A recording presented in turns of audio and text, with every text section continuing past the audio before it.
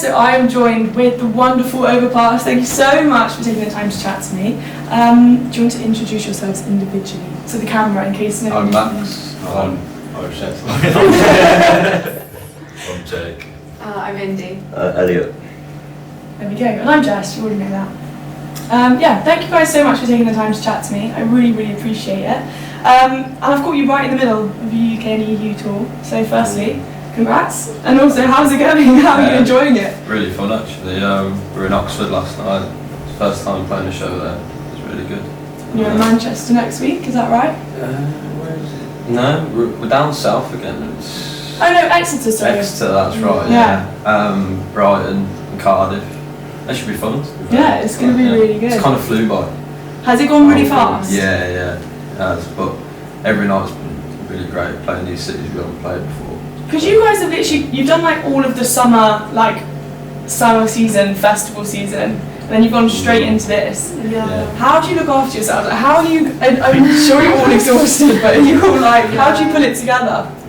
To be honest, it's quite nice to jump straight back into something because kind of doesn't allow you too much time to kind of dwell on not doing anything at home, and kind of just twiddling your thumbs. It's kind of, I think we like having that momentum of just keeping busy. Yeah, the worst bit is going home between. It's not just when you're on every day. Yeah, exactly. Yeah. That's been the do you have it's like after festival blues everyone gets? Do you get the same when you're performing? Yeah. Definitely, all the time. Oh, really? You just go home and you just like... So just no rest, that's the answer basically. Just This is not good advice. It's one of those where it's always bad in the moment, and then like I said, once you're home, you're like, it was actually better. Yeah. You miss it. It's that kind of grass is always greener thing, isn't it? Yeah, exactly. Yeah. Sure. Now you had your EP Dependent come out in the beginning of this year, in February, I think I'm right in saying. So I just wanted to ask what was the process of creating that?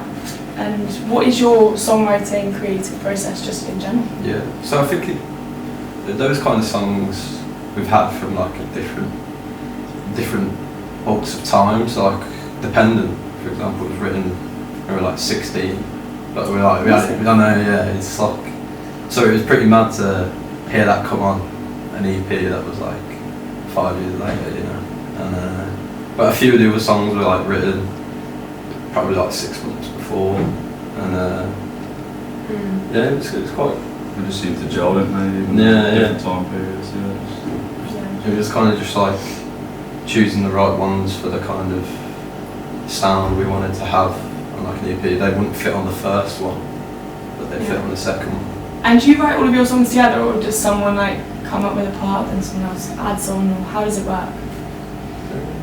Usually works Max will kind of come with his idea, a voice note of kind of the song, and then we'll all kind of work on our parts and stuff and bring different things to it. Did a lot of writing with our producer as well, Rich Turvey, and he's great because he's actually the one who gets to record it in the end. So it's kind of going up for a day with him and just coming up with something from scratch is quite nice. And he's the glue, kind of brings all your pieces together. Kind of Definitely. Yeah. So, and you said you've written some songs since you were 16. Now, I actually wanted to ask this because I couldn't find this out. Maybe my research is bad. How on earth how did Overpass come to be? How did you all meet? Because 16 is young. Yeah. We were really young. I think Max and I were playing in a band together, just kind of doing covers and things like that. And then we actually had our GCSEs, so we stopped. So we were very young. So it takes the time away. So then we kind of Stop school. got our priorities straight. And then we had a little break from the band, didn't we? And then kind of all met through mutual friends, being from the Midlands. Okay, is it all Midlands based? Because obviously I know you're tour manager, but he said he's from the Midlands as well. Yeah. Is that how you know literally everyone? It's all Midlands. Midlands for life, and No way. Midlands forever. That's hilarious. Now, obviously, I've said that we've spoke about before. You had a crazy summer season, obviously, crazy beginning of autumn season, and now you're going to go on tour with the Amazons. Yeah. So, festival. Yeah. Sick. Super exciting. Yeah. And you've toured with Inhaler before, am I right in saying that? Yeah. Who is your dream person to tour with, or to bring on your tour?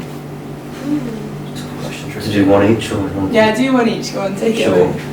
At the minute, I really like Sam Ben's new album, so that would be a good one. I think that would be. Would you have Olivia Dean come and pop in and do a couple as well? Oh yeah, their voices together and it's Yeah. like insane. That'd be That'd awesome. be cool to see. Yeah. But I think the venues he's playing and the new album, like, that'd be like a proper like dream come true doing that. I think. I don't. You have to skip me. I need to Sorry, I've stumped you.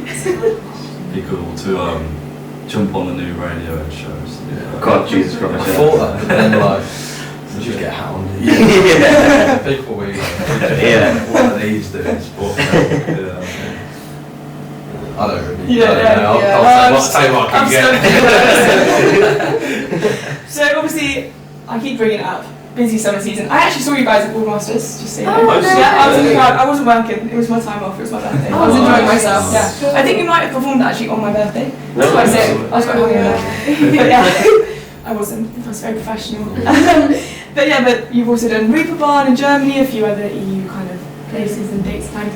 Within all of your busyness and all of the craziness, have you had the chance to write any new music? It's a bit of a cheeky question. Don't feel you have to answer it. We've been busy, like the May, in the studio, so yeah. Yeah, we- It's a lot of, Well, we're playing 4 of them tonight. yeah. Yeah, 4 new ones. Excellent. So we have been very busy doing a lot of We're writing. very eager to kind of get stuff out. You don't like to rest. Yeah. We've gone over this. Yeah, Keep on yeah. going, keep on going. Now, I wanted to kind of talk to you into a little bit. Now, this is something which I felt came up a lot when I was kind of looking at other interviews you guys have done and all this kind of stuff, and obviously you are the only woman in the band, and it comes up quite a lot. And I kind of wanted to ask you, because it does seem to be a point of interest to you, does it feel like kind of a relevant like question to be asking, or is it kind of nullified by the fact that you guys are a band and you've got a bigger picture in play, which is to make sick music and travel and do the whole thing? Or do you find that you do feel it's kind of like significant that you're the only woman in the band? It's a bit of a deep question, sorry. Yeah, I think it's a hard question. I think, I don't know, like, we have always, like, just been the 4 of us, like, from the start, you know, like, working together, and I feel like our kind of dynamic and relationship, like, between us is kind of, like, so strong, and that kind of, so, like, you know, in terms of us as a band, it doesn't really, like, come into my head. Yeah. You know, it's not really like a... Because it seemed to be a common denominator, and I know I've like followed the trend, but Chris Eversheaf, but it did seem to be a common denominator in like pretty much all of your interviews. You'd be asked, how is it being in England? And I was kind of wondering, is that not a bit annoying sometimes? Or is it kind of just like you're kind of used to it, you understand that it's like a point of interest? Yeah, no, definitely. I think, there's a lot of, obviously in my relationship with it is its own thing and like a, you know, my own personal thing with it, but I can definitely see like I see a lot of like positive engagement and reaction from people, you know, like if we get to meet people after the show, a lot of like girls will come up, like last night in Oxford, someone said that, you know, she really wanted to perform and get into a band and that like I'd inspired that, so that's really amazing. So when That's I really see sweet. something like that, that's really lovely to like kind of see some positives and to know that, I guess it's a bit more of a male-dominated genre, like indie rock, especially like if you look at all the bands of the 2000s, it's a lot of guys, so it's cool to be like having kind of new Represent. new Yeah. era. Well, I think it's incredibly cool, like, not that it's a big deal, it's normal guys, not trying to make it big, but I did want to ask you guys, kind of, as the boys in the band, do you find having Indy's perspective when you're songwriting, obviously you spoke that sometimes you'll come to them with a voice note and so on and so forth, does it give you that additional kind of female perspective which you think is helpful in terms of relating to your audience and your fans, or is it literally just, this is Overpass, this is who we are, and so it doesn't really come down to individual or gender? No, I don't think it changes anything. It's just it doesn't really matter, to be honest. You know, in a way of like, it's never been something like we've ever even thought about it. You don't overthink anything like that. No. I think,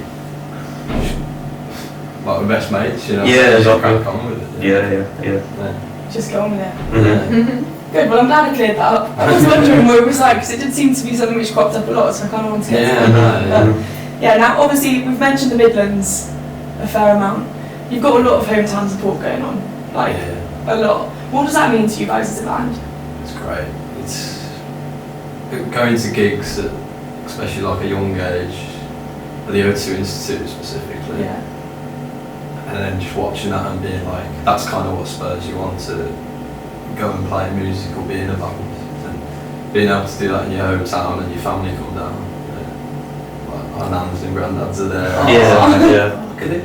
Are they all friends? Because you guys have obviously known each other for so long. Like, are all the family friends as well? Yeah. They love at gigs. They love to have a chat and all parents come together, and grandparents on the balconies. That's so In the cute. royal box.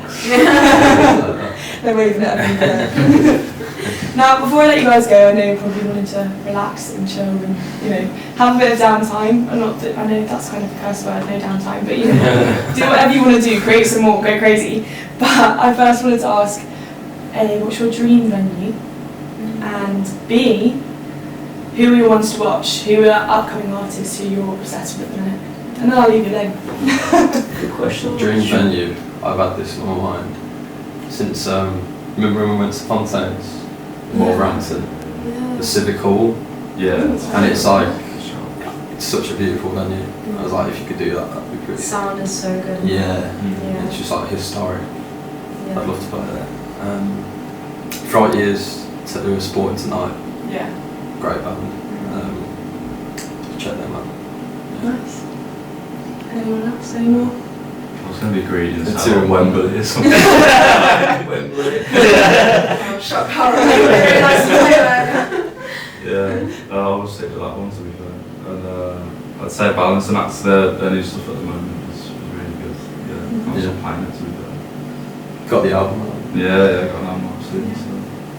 I think closer to home, but my dream venue would be the O2 Academy. It'd be really cool to play in Birmingham. And ones to watch, I really like, there's this artist called Ruby Roberts, and she's really, really good, so I'm excited to see what she does next. God, I'm loving this, guys. I'm getting you little infos. That mine's a bit more ambitious now. Oh, sorry, you said Wembley. I'd like to play the CBS Arena. It'd be a dream come true. Just local, it'd be nice, kind of do a gig where like all your mates are there, be going to games here for a while, and quite like wholesome to kind of have that like childhood thing. Yeah. 14 come true, be nice. You go to your local after. Exactly, yeah, it feels like a very homecoming thing. But I don't know You can about... sleep in your own bed. Exactly, yeah, that'd be lovely. Dream. I'll be home for a while after that one. But is this like someone like a home, like someone who's coming up, or just like bands that you'd love to play with? It can be both. Why not? Anything you want. I won't make any rules here. That's a really difficult question.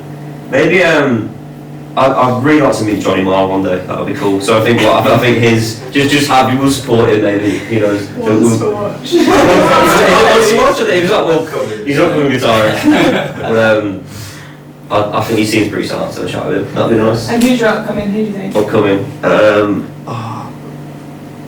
You've had a heavy night. I'm making you guys rack your brains. Sorry. I want to do a bit. There's no pressure. We can chat and chill. No, because there is one. Because it's annoying me that I can't.